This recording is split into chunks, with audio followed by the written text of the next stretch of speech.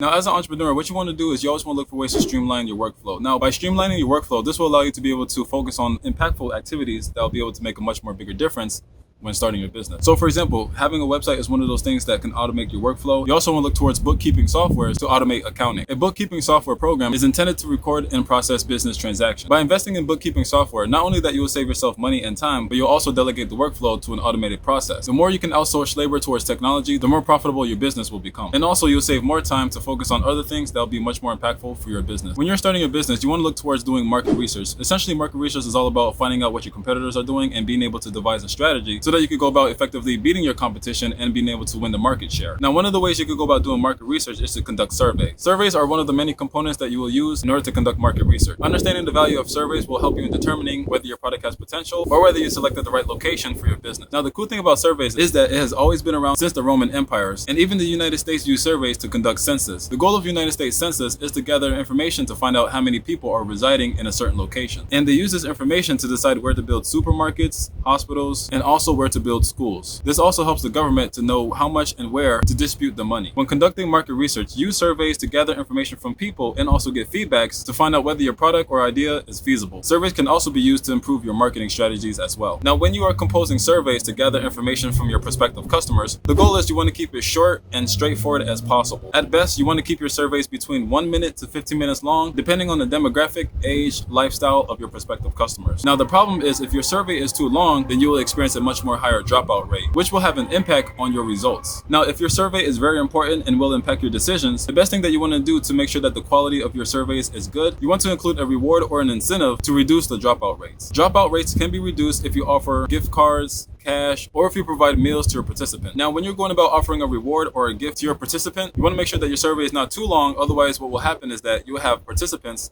that are taking the surveys, but they're not going to answer the questions correctly because they're more focused on getting the gift card or the cash reward after completing the survey. There has been many times where many companies have used surveys in order to gather the information from their likely customers, but what happens is that they offer a reward such as cash back or a gift card, and the participants who take the surveys didn't fill it out with accuracy because they were more interested in the reward rather than completing the survey. So when you're doing your survey, you want to make sure that you keep it short as possible, offer an incentive and a reward, and keep your questions well organized.